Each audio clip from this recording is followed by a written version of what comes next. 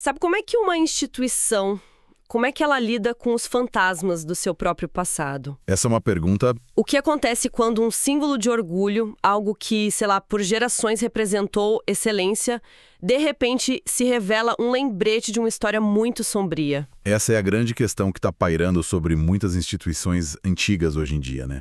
De universidades a países inteiros. E força uma reflexão muito profunda sobre a identidade. Totalmente. Quem somos nós se a nossa base, a nossa fundação, está ligada a algo que hoje a gente considera, assim, inaceitável? Não tem resposta fácil para isso. Nenhuma. E para adiar a nossa conversa hoje, a gente vai usar uma análise fascinante da Laurel Thatcher Ulrich sobre um caso bem específico que rolou na Faculdade de Direito de Harvard. Certo. O que a gente quer entender aqui, usando essa história como um estudo de caso, são esses temas maiores, sabe? Como funciona a memória histórica, o poder dos símbolos e esse processo que é muitas vezes doloroso de tentar acertar as contas com o passado. E o mais curioso é que essa saga toda, que é super complexa, com um debate sobre justiça, legado, ela gira em torno de dois objetos físicos bem simples. Isso. De um lado, a gente tinha um brasão oficial, um selo imponente, sabe? Estampado em diploma, bandeira, documento, um símbolo de prestígio absoluto. E do outro lado, um objeto quase invisível, uma plaquinha de metal bem pequena, presa numa rocha no meio do gramado da universidade. Exato. Então, a nossa análise de hoje é sobre a história de como um desses objetos foi removido e o outro instalado. E o que essa troca toda diz pra gente sobre como escolhemos o que lembrar e, talvez mais importante, o que a gente se esforça para esquecer. É uma narrativa muito poderosa sobre a engenharia da memória. O que uma instituição decide colocar num pedestal e o que ela decide, literalmente, colocar debaixo de uma pedra. Vamos começar então por esse brasão. Tenta visualizar um escudo com 3 feixes de trigo, com aquele lema Veritas, né? Verdade em latim. Uhum. Ele foi criado lá no comecinho do século XX e por quase 100 anos foi a cara da Faculdade de Direito de Harvard. Era onipresente, um selo de pertencimento, de excelência. Ver aquele brasão significava que você estava no topo do mundo jurídico.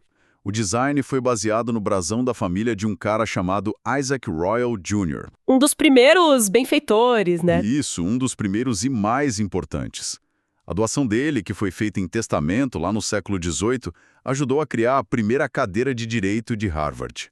Então, parecia uma homenagem justa, padrão, sabe? Reconhecer a generosidade que deu o pontapé inicial para a instituição. Parecia uma história limpa, inspiradora, de filantropia e legado.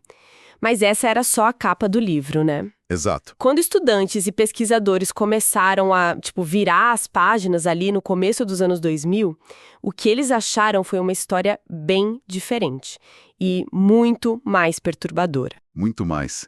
Essa investigação revelou o que era, na verdade, um segredo aberto, algo que foi simplesmente ignorado por gerações. A imensa fortuna do Isaac Royal não veio de negócios ou terras nos Estados Unidos. Veio de onde, então? Ele era dono de uma vasta plantação de açúcar na ilha de Antígua, no Caribe. A riqueza dele foi construída diretamente sobre o trabalho, a tortura e a vida de centenas de pessoas escravizadas. Nossa! A fonte descreve um episódio particularmente brutal, em 1736, onde dezenas de escravizados na plantação dele foram queimados vivos sob acusação de planejarem uma revolta. Que horror! Então a riqueza que fundou a cadeira de direito em Harvard estava literalmente encharcada de sangue e sofrimento. E como essa revelação, o conflito se tornou inevitável. E público.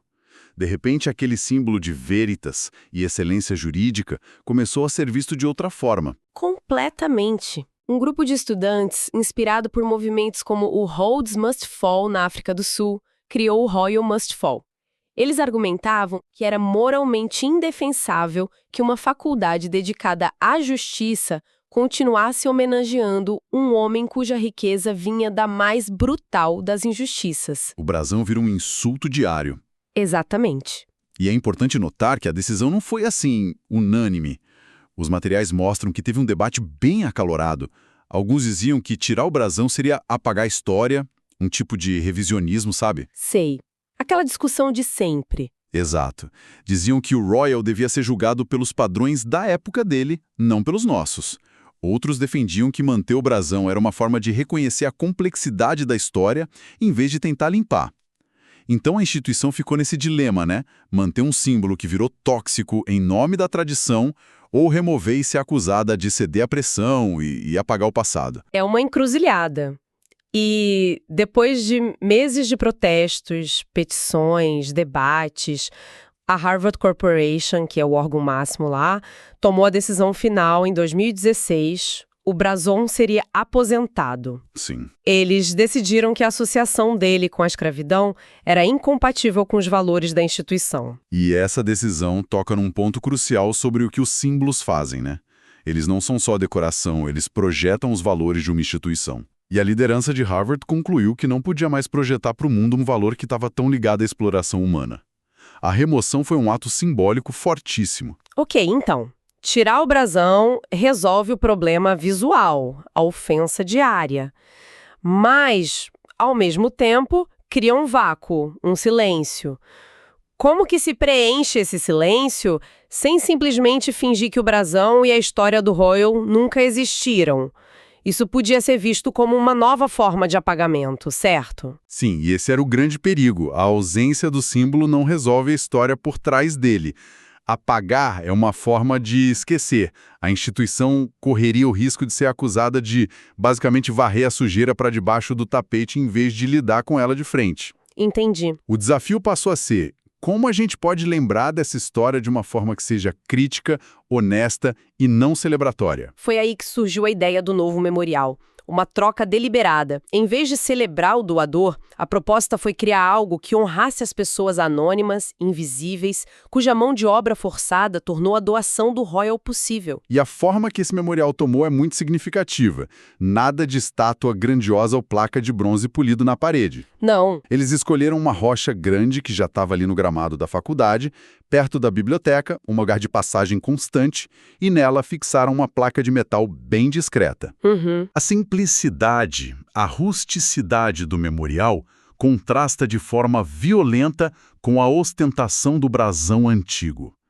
É um monumento que não se impõe, ele precisa ser encontrado. E o texto da placa é incrivelmente direto, né? Não tenta amenizar nada. De forma alguma. A fonte cita a inscrição completa e acho que vale a pena a gente ler. A primeira parte diz: em honra aos escravizados cujo trabalho criou a riqueza que tornou possível a fundação da Faculdade de Direito de Harvard. Uau, é uma declaração de reconhecimento direto. Ela nomeia explicitamente quem a história oficial tinha esquecido e muda o foco do benfeitor para os explorados. E o mais importante é que não para aí. Não é só um pedido de desculpas pelo passado. É um compromisso com o futuro. Exatamente.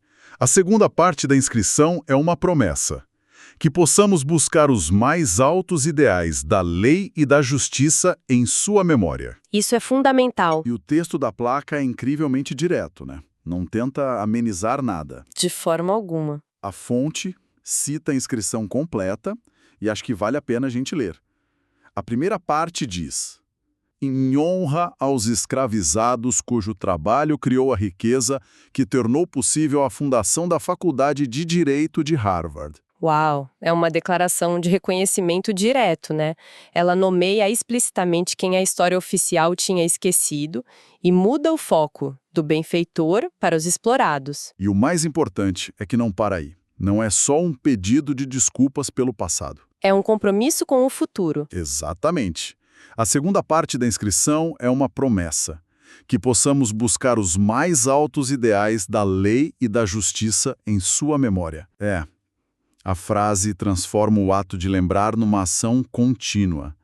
Ela diz que a melhor maneira de honrar essas vítimas não é só com uma placa, mas garantindo que a instituição que se beneficiou da exploração deles se dedique ativamente à justiça. É uma tentativa de transformar uma história de vergonha numa fonte de inspiração. Então, de um lado, a gente tem um ato de subtração, que é a remoção de um símbolo problemático. Do outro, um ato de adição, a criação de um novo memorial que confronta a história.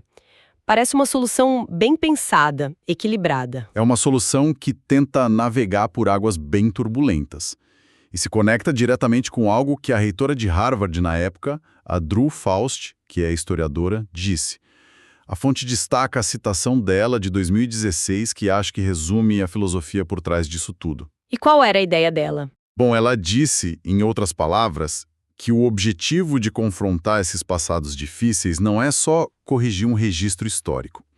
A ideia é que, se pudermos entender como a opressão e a exploração pareceram normais e aceitáveis para muitas das pessoas que construíram esta universidade, poderemos nos equipar melhor para combater nossas próprias falhas e pontos cegos, e para promover a justiça e a igualdade em nosso tempo. Ou seja, olhar para o passado com honestidade é uma ferramenta para a gente ser mais ético no presente. É uma intenção belíssima, uma ideia poderosa de que a história não é um objeto estático no museu, mas algo vivo que nos informa e nos desafia hoje. Exato. Mas é aqui que a L'Oreal Thatcher Rowlett, a autora da nossa análise, meio que joga um balde de água fria nessa ideia toda. Ela aponta para uma realidade meio constrangedora que acontece no campus todos os dias. Sim, e essa é a reviravolta irônica e talvez a parte mais importante de toda a história. Que é? A existência do memorial não garante de forma alguma a memória. Urish observa que a rocha com a placa está num lugar super central. Os alunos passam por ela o tempo todo. Eles sentam nela para almoçar, para ler, para conversar. E a esmagadora maioria nunca sequer nota a pequena placa de metal ali, muito menos para ler o que ela diz. A memória está lá, fisicamente presente, mas na prática, para a maioria das pessoas, ela continua invisível. Isso é fascinante e um pouco deprimente. O que isso nos diz? O memorial falhou. Isso levanta uma questão fundamental. O que constitui um memorial bem-sucedido? A placa por si só é um objeto passivo. Ela cumpriu o papel institucional de reconhecimento. A universidade pode dizer, nós fizemos a nossa parte, o reconhecimento está feito. Certo. Mas a memória não é um ato único. É um processo contínuo e ativo. E o fato de a placa ser ignorada mostra que o desafio de lembrar é muito mais difícil do que simplesmente instalar um monumento. Mas então a falha do design do memorial por ser tão discreto ou é das pessoas, da cultura do lugar? A universidade não devia fazer mais para, ativar essa memória? Talvez incluir a história da placa nos tours para novos alunos ou... Essa é exatamente a questão que a Urish deixa no ar. Talvez um memorial eficaz não seja só um objeto, mas um programa. O esquecimento é o estado padrão, sabe? Da mente humana e das instituições. A lembrança exige esforço, deliberado e constante. Entendi. Placa é um convite à memória, mas um convite que a maioria das pessoas está recusando, talvez sem nem perceber. Pode ser fadiga de memorial, pode ser a correria do dia a dia, ou pode ser algo mais profundo. Uma relutância coletiva em realmente sentar com essas verdades desconfortáveis. E isso nos leva de volta ao ponto central, né? A história não é só o que aconteceu, mas o que as gerações seguintes escolhem lembrar. Exato. A remoção do brasão foi uma escolha consciente, a instalação da placa foi outra. Mas a escolha diária de notar, ler e refletir sobre a placa parece que não está acontecendo na escala que se esperava. O que nos ensina que a presença física de um memorial não equivale automaticamente à presença mental da memória que ele representa. O trabalho de lembrar precisa ser refeito de novo e de novo, por cada nova geração de estudantes, de professores, pela própria instituição. O monumento sozinho não faz o trabalho. Ele é, na melhor das hipóteses, uma ferramenta esperando para ser usada. Então, recapitulando a nossa jornada aqui, a gente começou com um brasão, um símbolo de orgulho que escondia uma origem violenta. Vimos como a descoberta dessa origem forçou uma instituição poderosa a ter uma crise de identidade e a confrontar seu passado. E essa confrontação levou a uma solução em duas partes: apagar o símbolo antigo e criar um novo. Uma tentativa sofisticada de reescrever a memória histórica, mudando o foco de quem é celebrado para quem deve ser lembrado. Mas, no fim, a solução em si se mostrou imperfeita e levantou novas e complexas questões sobre o que significa realmente lembrar e sobre essa luta constante contra o esquecimento, mesmo quando a verdade está escrita numa placa bem na nossa frente. E isso só reforça o ponto central da Urish e da Faust. O passado não morre, ele não vai embora só porque a gente quer. Ele continua nos moldando, quer a gente reconheça ou não. A tentativa, portanto, não pode ser simplesmente apagar ou ignorar, mas sim confrontar e aprender. O objetivo não é a culpa que paralisa, mas a consciência que leva à ação. E isso nos deixa como a provocação final que essa análise nos força a fazer. Ela nos desafia a olhar para os nossos próprios ambientes, para os nomes das ruas que a gente anda, as estátuas nas praças, os símbolos nos prédios das nossas cidades. Que histórias eles estão contando?